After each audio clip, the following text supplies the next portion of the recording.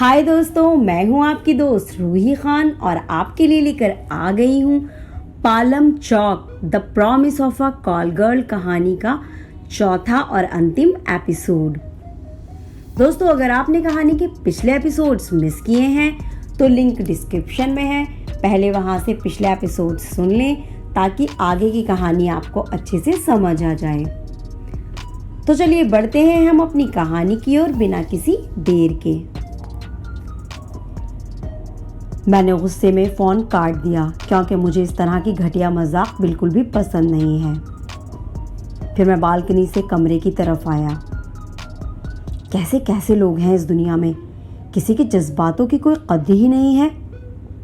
ज़रूर तुमने ही डायरी कहीं गिरा दी होगी और किसी अननोन पर्सन के हाथ वो लग गई होगी। आजकल के बच्चों को प्रैंक खेलने में बहुत मज़ा आता है। मेरी अच्छी खासी जिंदा जानवी को मरा हुआ बता रहे हैं। मैंने बस इतना ही कहा था कि कमरे की लाइट अचानक जलने बुझने लगी। ये लाइट को क्या हो रहा है? मेरी नज़र जानवी पर पड़ी। वो सर झुकाए मेरे सामने खड़ी थी।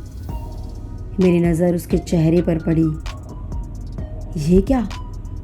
उसका नर्म मासूम चेहरा अचानक से दहकते अंगार की तरह लाल हो चुका था। आंखों में खून उबल रहा था और उसके बाल हवा में लहरा रहे थे। जानवी, ये तुमको क्या हो रहा है? उसका ये रूप देखकर सर से पांव तक मैं कांप गया था। युवराज, मुझे जाना होगा और आइंदा से मुझे मत बुलाना, वरना तुम मुसीबत में पड़ जाओगे। उसकी नर्म सुरीली आवाज़ में अब अजीब सी हैवानियत थी। जानवी, क्या तुम मेरे साथ मजाक कर रही हो? मैंने डरते हुए जानवी से पूछा। मिस्टर युवराज, क्या मौत आपको मजाक लगती है? वो मेरे बिल्कुल करीब मेरी आंखों में आंखें डालते हुए बोली। मैंने उसकी आंखों में जो देखा, बस उसके बाद मैं कुछ बोलने लायक ही नहीं रहा। जानवी, ये क्या हो गया है तुम्हें? प्लीज़ मुझे बताओ। मैंने इस बार रोते हुए जानवी से पूछा। मैं मर चुकी हूँ युवराज, पर तुमने मुझे मर कर भी मरने नहीं दिया। प्लीज़ मान जाओ कि मैं मर चुकी हूँ ताकि मुझे मुक्ति मिल सके। तुम्हारी वजह से मैं एक प्रेत आत्मा बन चुकी हूँ और अपनी मुक्ति के लिए भटक रही हूँ। प्लीज़ मुझे मुक्ति दे दो युवराज। जानवी की हैवानियत भरी आवाज़ में इस बार गिलगिलाहट थी, एक दरख्वास्त थी, रिक्वेस्ट थी, और वो कहते कहते रोने लगी। पर क्यों और किस लिए? क्या कह रही हो तुम? मुझे कुछ समझ नहीं आ रहा है। प्लीज़ मुझे साफ साफ बताओ, बात क्या है? मैंने जानवी से पूछा। तो सुनो शुरू से। आपसे चेक लेने के बाद मैं अपनी बहन के ऑपरेशन के लिए मैक्स हॉस्पिटल गई। वहाँ मैंने उसे एडमिट किया। वहाँ पूरे 5 लाख का खर्च आया। उसके बाद हमारे ऊपर 1.5 लाख का कर्ज भी था, इसलिए मैंने तुम्हारे चेक के ज़रिए 6.5 लाख रुपए निकाले। सब कुछ ठीक चल रहा था। मेरी बहन डिस्चार्ज हो गई थी और जिस दिन का वेट मुझे था वो भी आ गया। सैटरडे, तुमसे मिलने का दिन। पता नहीं क्यों बड़ी बेचैन हुई जा रही थी मैं तुमसे मिलने के लिए। तुमने मेरी मदद करके मुझे वो खुशी दी जिसका एहसान मैं किसी तरह भी नहीं चुका सकती थी। मैं ख़ुद को तुम्हारे लायक तो नहीं समझती थी, पर मैं इस दिल का क्या करती? मेरे दिल में तुम्हारे लिए जो जज्बात और मोहब्बत आ गई थी, उसने मेरी नज़रों में तुम्हें इंसान के दर्जे से ऊंचा ही कर दिया था। मेरा मन कर रहा था कि किसी दासी की तरह ज़िंदगी भर तुम्हारी खिदमत करूं। उस दिन मैं बहुत सजी, दिल से सजी, जैसे कोई लड़की सालों बाद अपने पिया से मिलने जा रही हो। मैं ऑटो में थी और बस पालम चौक पहुंचने ही वाली थी सिर्फ 1 किलोमीटर का ही फासला रहा होगा कि पीछे से एक बड़ी सी बस बेकाबू हो गई और उसने ऑटो को टक्कर मार दी। मरने से पहले मेरे होठों पर बस तुम्हारा ही नाम था, युवराज। मैं मर चुकी थी, मेरी दुनिया ख़त्म हो गई थी, पर मरने के बाद मुझे शांति नहीं मिली, क्योंकि मेरे ऊपर तुम्हारा कर्ज था। तुम उस दिन आए पालम चौक पर, मेरा इंतज़ार किया तुमने, और जब मैं नहीं पहुंची तो तुमने मुझे कोसा। फिर तुम हर हफ्ते आते और मुझे उस चौक पर आकर बुरा भला कहते, मुझे धोखेबाज, मक्कार और भी पता नहीं क्या क्या कहते। तुम्हारी हर बात मेरे कानों तक जाती और मेरी आत्मा अशांत हो जाती। फिर तुम पिछले हफ्ते आए, उस दिन बारिश हो रही थी।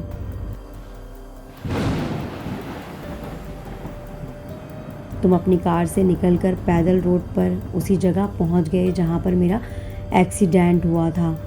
तुम वहां पर चीख चीख कर रोने लगे, मुझे कोसने लगे, मुझे गालियां देने लगे, उस जगह पर जिस जगह पर मैं मरी थी। तुम्हारा कोसना हर पल मेरी आत्मा को अशांत कर देता था, और उस जगह से मैं सीधे तौर पर जुड़ी थी। उस दिन जब तुम मुझे पुकार रहे थे, मुझे कोस रहे थे, तो तुम्हारी पुकार और कोसने की वजह से मेरी आत्मा पर इतना बोझ बढ़ गया कि मैं उस दुनिया से खिंचकर वापस इस दुनिया में आ गई। मुझे शांति तब तक नहीं मिलेगी जब तक या तो मैं तुम्हारा कर्ज ना चुका दूं, या तुम खुद अपना कर्ज मुझसे माफ़ ना कर दो। मैं इसी तरह भटकती रहूंगी और तड़पती रहूंगी, एक अशांत आत्मा बनकर। जानवी इतना सब कहने के बाद चुप हो गई, और अब उसका हैवानियत से भरा चेहरा नॉर्मल हो चुका था और उसकी आंखों में आंसू थे। मैं अब खुद में शर्मिंदा था, जिसे मैं इतना प्यार करता था, मेरी वजह से वो भटकती आत्मा बन गई थी। काश मुझे सारी बात पहले पता होती। काश उस दिन कार से उतरकर रोड जाम होने का कारण मैंने किसी से पूछ लिया होता। जी हाँ, उस दिन रोड जाम था, जिस दिन मैं रास्ता बदलकर पालम चौक पहुंचा था। आज मुझे पता चला कि उस दिन रोड क्यों जाम था। मैं जानवी का वेट कर रहा था और वो इस दुनिया से जा चुकी थी। जिस कर्ज की तुम बात कर रही हो जानवी, मैंने तो उसे कभी कर्ज समझकर दिया ही नहीं था। मेरा इस दुनिया में कोई भी नहीं है, पर तुमसे मैं दिल लगा बैठा था, बस इसलिए तुमसे गुस्सा था। मैंने जानवी से कहा,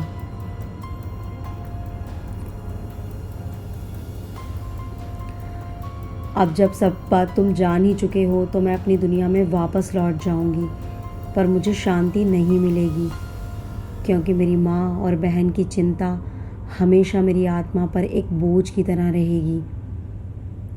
जानवी की आत्मा ने मुझसे रोते हुए कहा, तुमसे इतना प्यार किया मैंने, तुम ना सही, कम से कम तुम्हारी माँ और बहन को ही तुम्हारी निशानी समझकर हमेशा उनका ख्याल रखूँगा।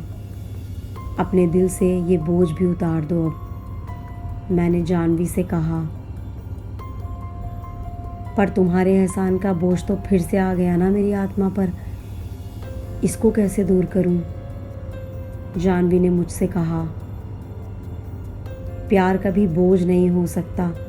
मेरा इंतज़ार करना जानवी, एक दिन तुमसे आ मिलूँगा। मैंने जानवी से कहा और वो मेरी बात सुनकर मुस्कुराने लगी। शुक्रिया युवराज, मैं जा रही हूँ, तुम्हारा इंतज़ार करूँगी मैं। जानवी ने इतना कहा और वो धीरे धीरे उजली सफ़ेद रोशनी में बदलने लगी, और फिर वो मुस्कुराते हुए गायब हो गई। उसका वो मुस्कुराता चेहरा मुझे आज भी याद है। उसके बाद क्या हुआ मुझे याद नहीं, बस इतना याद है कि मैं अगले दिन जब उठा तो मैं बेड पर था। सुबह के 8 बज चुके थे। उठते ही मुझे रात का इंसिडेंट याद आया। एक पल के लिए लगा कि ये सब कुछ सपना था। क्या सच में मैं जानवी से मिला था? मैंने अपना फ़ोन चेक किया था। कॉल रिकॉर्ड में एक अननोन नंबर था जिसे 12:30 बजे के आसपास मेरे फ़ोन पर कॉल आया था, पर उस कमरे में ऐसी कोई भी चीज़ नहीं थी जो ये साबित करती कि जाह्नवी मेरे साथ थी। मैंने चेकआउट किया। चेकआउट करते वक्त होटल के एंट्री रजिस्टर में मैंने देखा कि जिस पर चेक इन करते वक्त सिर्फ मेरा ही साइन था। मैं चौंक गया। सर, इसमें चेक इन के टाइम सिर्फ मेरा ही सिग्नेचर क्यों है? मेरे साथ एक लड़की भी थी ना? मैंने होटल के मैनेजर से पूछा। सर, कल रात तो आपने अकेले ही चेक इन किया था, मैनेजर ने मुझसे कहा।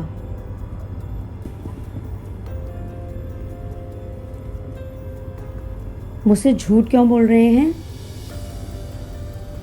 सर, मैं झूठ क्यों बोलूँगा? आप सीसीटीवी देख लें कल के चेक इन के टाइम का। मैनेजर ने मुझे अपने डेस्कटॉप पर सीसीटीवी की रिकॉर्डिंग दिखाई। सच में मैंने अकेले ही चेक इन किया था। मतलब या तो सच में मैं कल रात जाह्नवी की आत्मा के साथ था या फिर मैंने कोई सपना देखा था। नहीं, सपना तो नहीं हो सकता, मैंने खुद से कहा। उसके बाद मैंने अपनी गाड़ी निकाली और जाह्नवी के एड्रेस की तरफ चल पड़ा। 1 घंटे बाद मैं जाह्नवी के मोहल्ले में पहुंच चुका था। मैंने अपनी गाड़ी खड़ी की और जाह्नवी के घर की तरफ बढ़ गया। घर के पास पहुंचकर मैंने घर के दरवाजे पर नॉक किया। थोड़ी देर बाद एक 16-17 साल की लड़की मेरे सामने खड़ी थी। वो मुझे देखते ही बोली, आप युवराज जी हो ना? उस लड़की ने मुझसे पूछा। क्या तुम कोमल हो? मैंने उस लड़की से पूछा। हाँ, आप अंदर आइए, उसने मुझे अंदर आने के लिए कहा। मैं अंदर गया। सामने एक लकड़ी की चौकी थी जिस पर एक बूढ़ी औरत लेटी हुई थी। मैं आपके लिए कुछ बना कर लाती हूँ, कोमल ने कहा। नहीं नहीं, तुम रुको, यहाँ बैठो। मैंने उसे हाथ के इशारे से रोका और अपने पास बैठने के लिए कहा। तुम्हारी तबीयत कैसी है? मैंने कोमल से पूछा। जी ठीक हूँ, आप कैसे हो? आप दीदी से प्यार करते थे ना? कोमल ने मुझसे पूछा।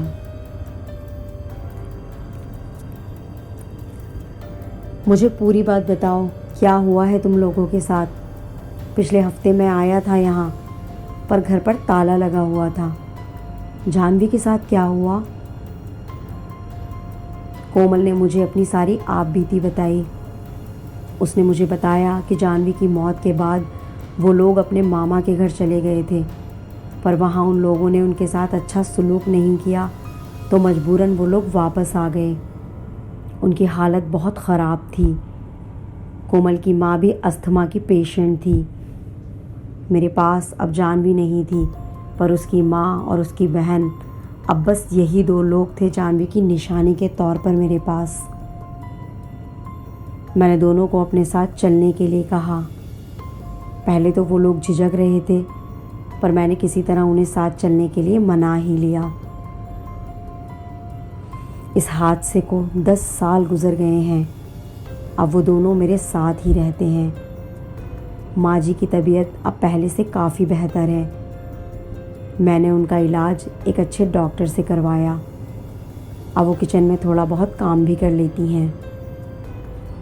कोमल अब 26 साल की हो चुकी है और एक मेडिकल कॉलेज में इंटर्नशिप कर रही है। आज भी हर सैटरडे मैं पालम चौक जाता हूँ। मुझे जाह्नवी मिलती है, हंसती हुई, मुस्कुराती हुई। हम लोग लॉन्ग ड्राइव पे जाते हैं, फिर उसी होटल में चेक इन करते हैं। हम एक दूसरे के साथ हसीन पल गुजारते हैं। सुबह मेरी आँख खुलती है और मैं बेड पर ख़ुद को अकेला पाता हूँ। एक साइकाइट्रिस्ट से सब कुछ शेयर करने पर उसने मेरी इस कंडीशन को हेलुसिनेशन का नाम दिया। मतलब मैं जो देखता हूँ और फील करता हूँ, असल में वो होता ही नहीं है।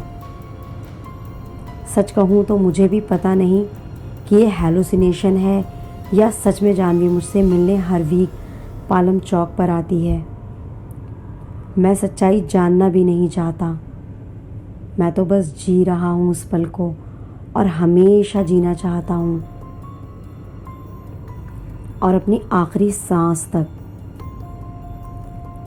आप लोगों को क्या लगता है, क्या ये मेरे दिमाग की हैलुसिनेशन है या जानवी सच में मेरे पास आती है? हाय दोस्तों, कहानी आपको कैसी लगी नीचे कमेंट करके हमें ज़रूर बताएं। क्या आप इसी तरह की और भी कहानियां सुनने के लिए एक्साइटेड हैं? अगर हाँ तो चैनल को सब्सक्राइब करें, बेल आइकन पर क्लिक करें, कहानी को लाइक करें और अपने उन दोस्तों में शेयर करें जिन्हें कहानियां सुनना पसंद है। तो दोस्तों, मिलती हूँ आपसे इसी तरह की हॉरर, सस्पेंस और थ्रिलर से भरी नेक्स्ट स्टोरी में। Thank you.